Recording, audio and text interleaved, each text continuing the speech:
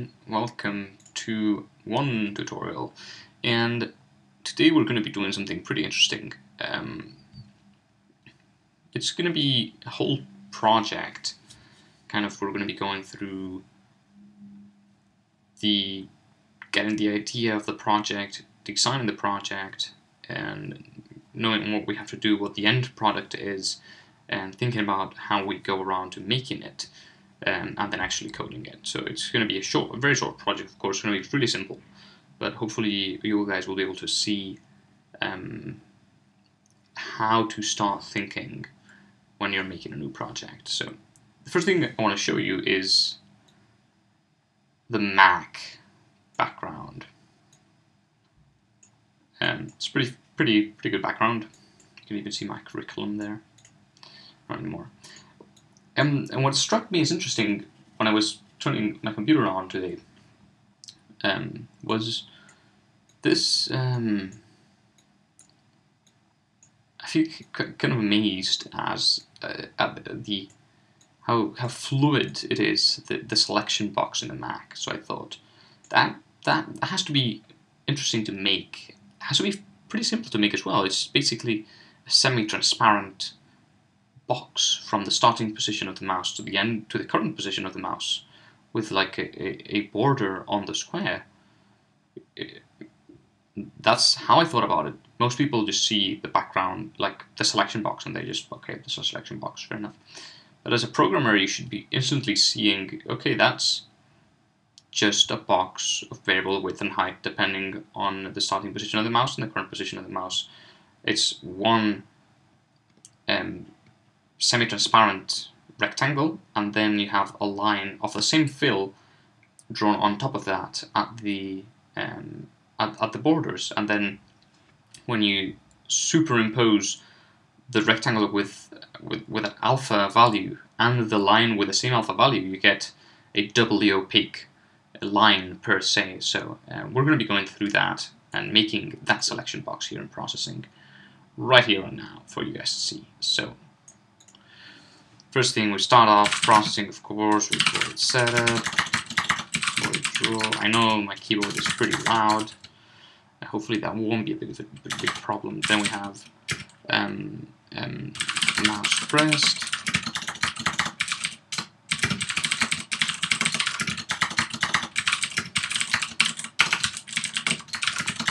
Why do I want all these methods?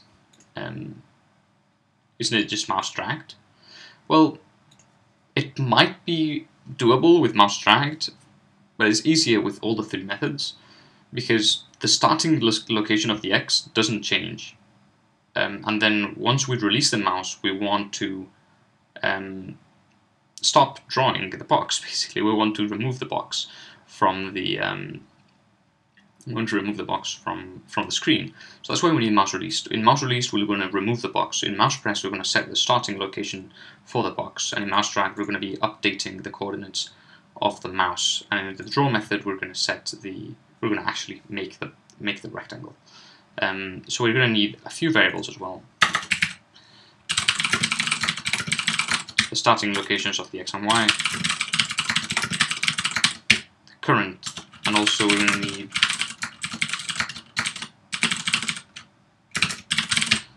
a Boolean. You can call it whatever you like. Mouse being tracked is a good name because if that is true, we're going to be drawing the rectangle. If it's false, we're not going to be drawing the rectangle.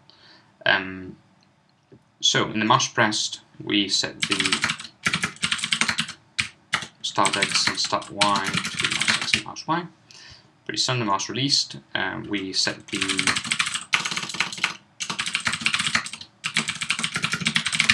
mouse being dragged to false. And then in the mouse dragged, we get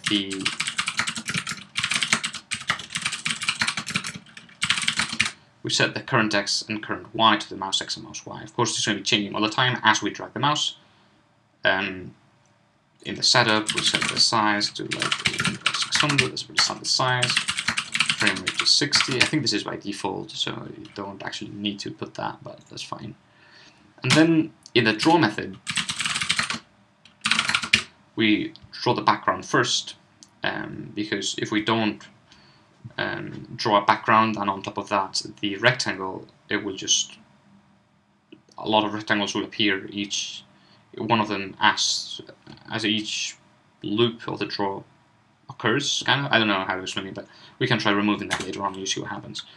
And then we have, we can set a field like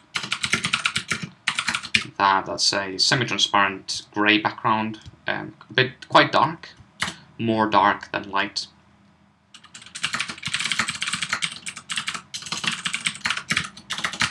And then if mouse is being dragged, this is the same thing as this. You don't have to write that. This is if mouse is being dragged equal true, then we draw our line from the starting location to, so start y, that's our starting position, to the okay, look at the top of the screen. You have the starting location right there, top left, and then you have the same x coordinates, sorry, the same y coordinate, a different x coordinate, so we can do that. Current x dot y. So this is going to draw one horizontal line, and same thing vertically, and then the ones, this one at the bottom and this one at the right, they're going to be a bit different. They're going to be one from the current x location at the start, y, which is going to be this one here. Is that right? No, this one. Current x is going to be here, and the y, the starting y is going to be that position, and that's going to go over to the current x, current y, which is the bottom right. So this is going to be that line over there, and finally it's going to be the same thing, but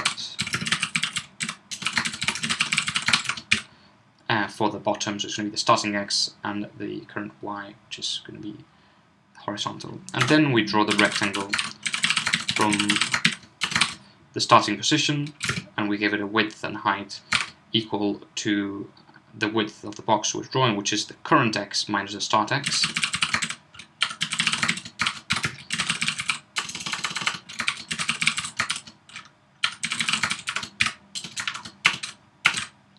And the current y minus the start y, that's going to be the height and the width. And that's pretty much it.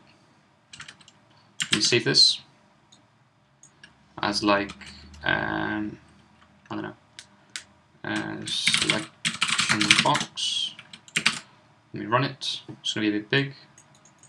Oh, yeah, we're not setting mouse being dragged to true. That's pretty important, if not, we're not drawing. Okay, there we go. There we go. It's not really fluid because I'm recording and my computer's not that powerful. But there you have it. Pretty awesome. There's one small bug, which I'm sure you noticed, that this small selection box, like, it's not perfectly fluid. Sometimes the box will not start directly from the point. Look at that. You see, it makes a bigger one first. To fix that, what we do is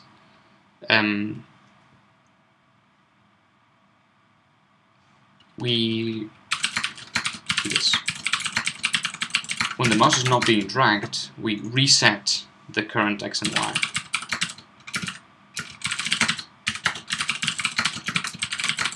I found this to fix it, more or less.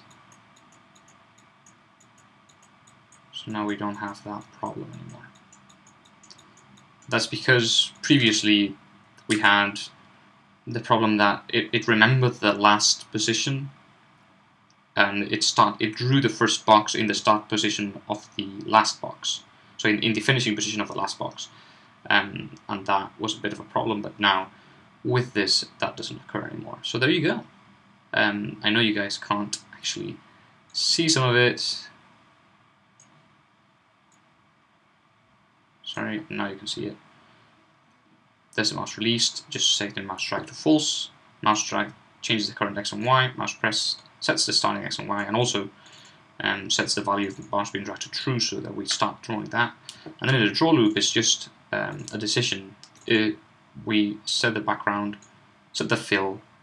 We actually could set it in the setup better.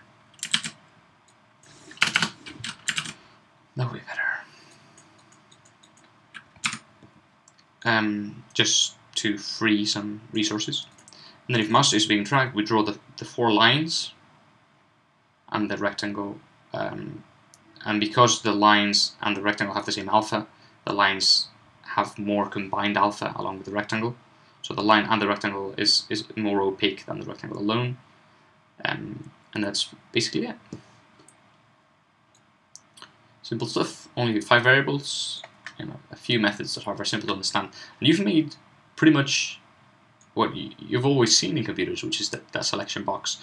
And I hope you guys saw a bit of how the process of making software is. It's not just, you don't just know what you have to do.